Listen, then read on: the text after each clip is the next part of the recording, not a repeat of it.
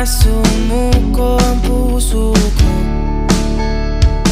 sa paulit-ulit na pagkakataon na nasaktan na bigo. Mukhang delikado na naman ako. Bakit ba